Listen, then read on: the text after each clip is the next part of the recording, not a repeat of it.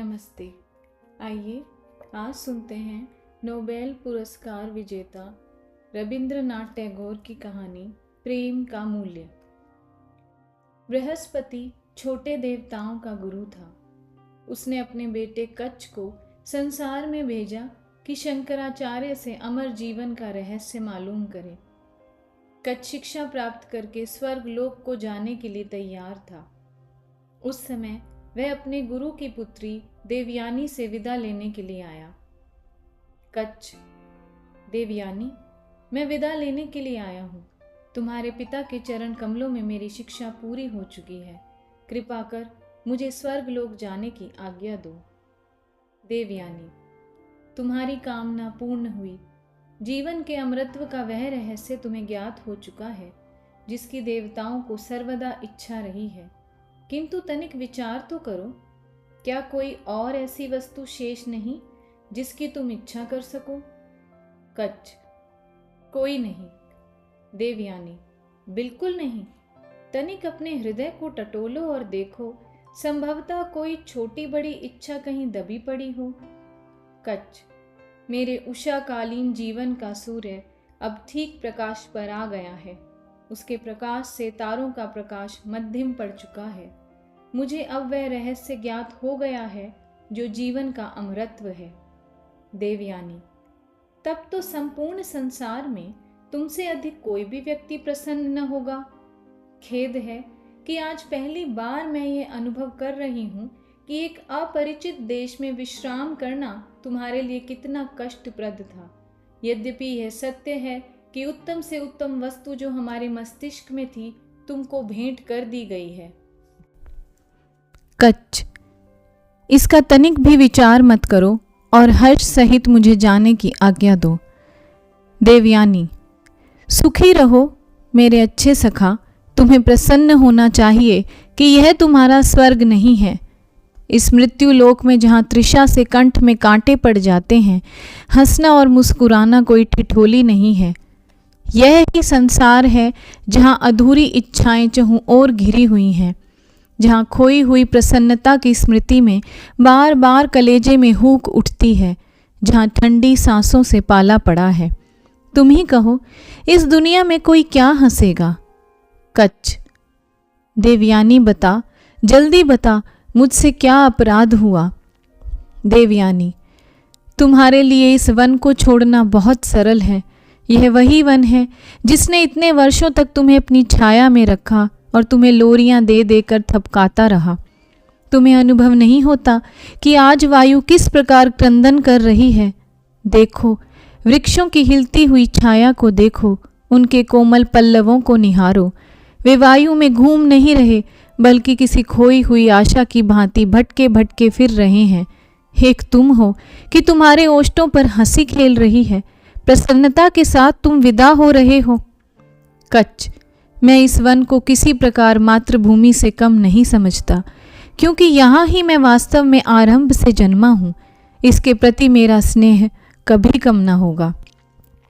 देवयानी: वह देखो, सामने बड़ का वृक्ष है जिसने दिन के घोर ताप में, जबकि तुमने पशुओं को हरियाली में चरने के लिए छोड़ दिया था, तुम पर प्रेम से छाया की थी। कच्छ: ए वन के स्वामी, मैं तुम्हें प्रणाम करता हूँ। जब और विद्यार्थी यहाँ शिक्षा प्राप्ति हेतु आए और शहद की मक्खियों की भनभनाहट और पत्तों की सरसराहट के साथ साथ तेरी छाया में बैठकर अपना पाठ दोहराएं, तो मुझे भी स्मरण रखना।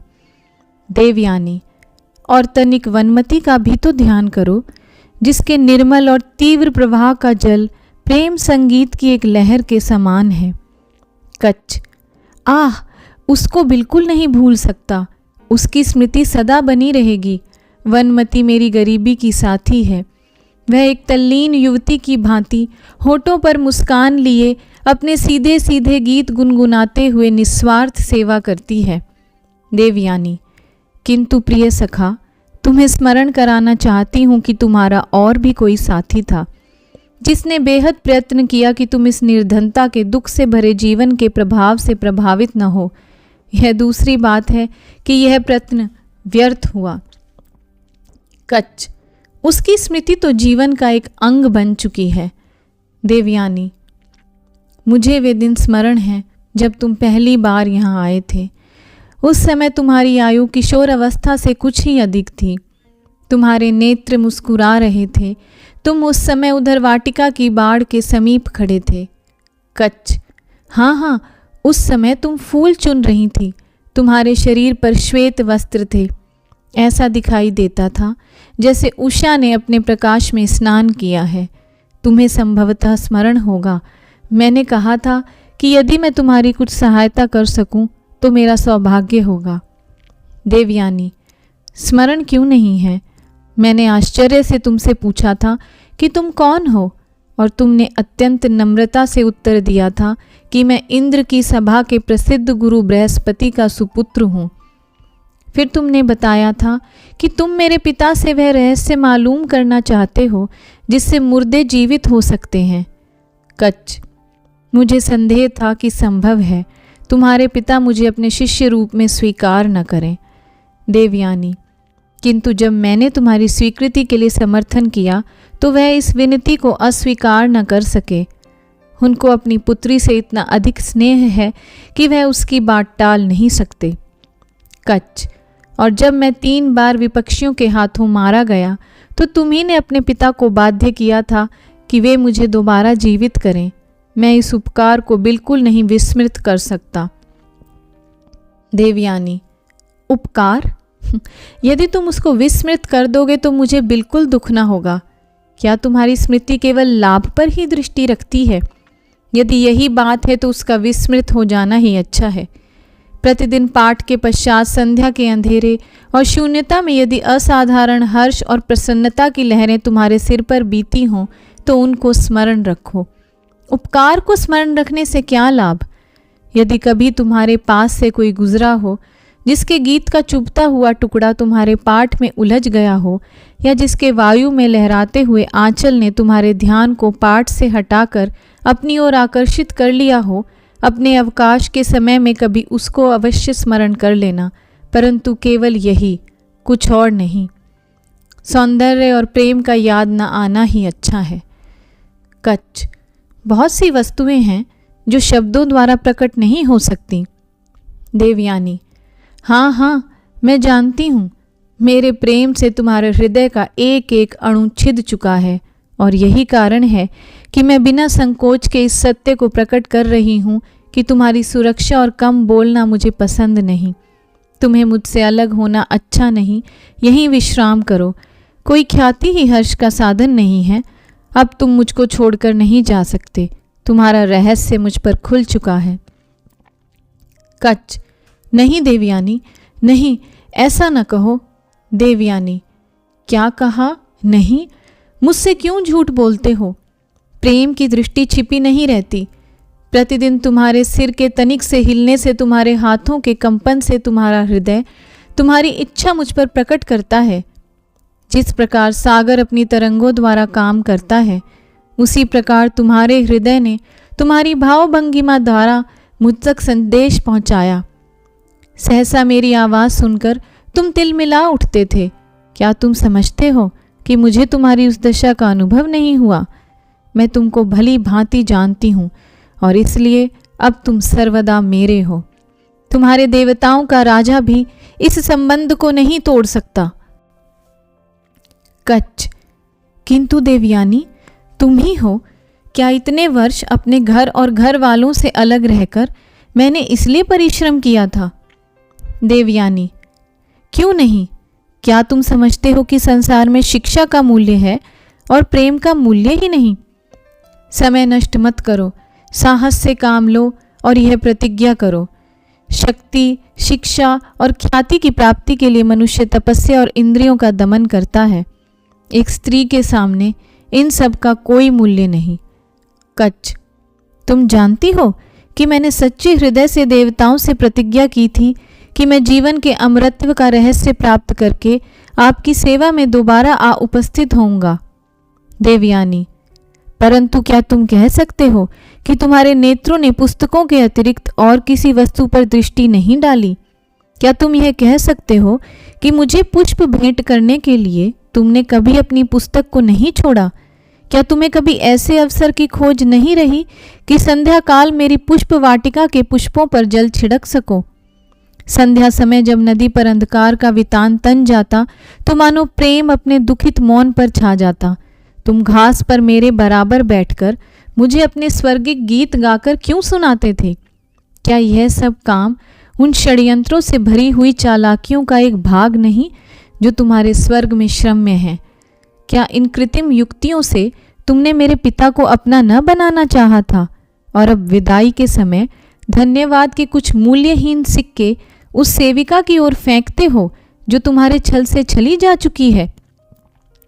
कच्छ, अभिमानी स्त्री, वास्तविकता को मालूम करने से क्या लाभ?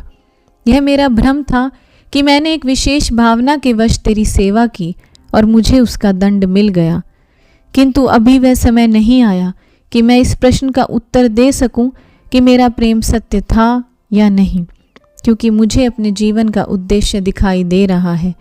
अब चाहे तो तेरे हृदय से अग्नि की चिंगारियां निकल निकल कर संपूर्ण वायुमंडल को आच्छादित कर लें। मैं भली भांति जानता हूँ कि स्वर्ग अब मेरे लिए स्वर्ग नहीं रहा।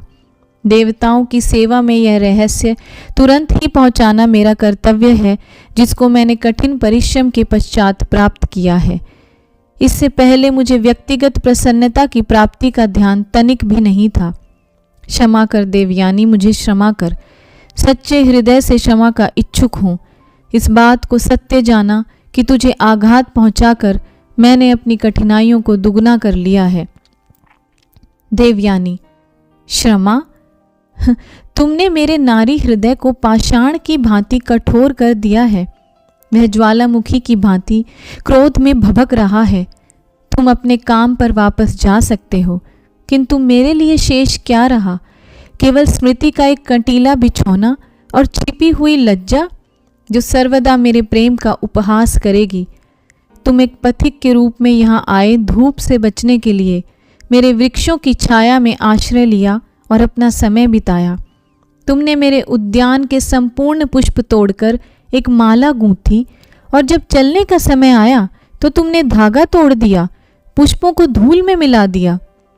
मैं अपने दुखित हृदय से श्राप देती हूँ कि जो शिक्षा तुमने प्राप्त की है वह सब तुमसे विस्मृत हो जाए।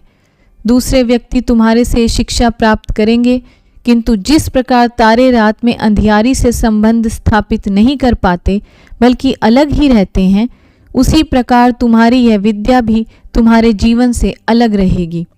व्यक्तिगत रूप से तुम्हें इससे कोई लाभ न होगा, और यह केवल इसलिए कि तुमने प्रेम का अपमान किया, प्रेम का मूल्य नहीं समझा। धन्यवाद। अगर आपको मुझसे ये कहानियाँ सुनना अच्छा लगता है तो प्लीज़ मेरे चैनल को सब्सक्राइब करें और वीडियो शेयर करें।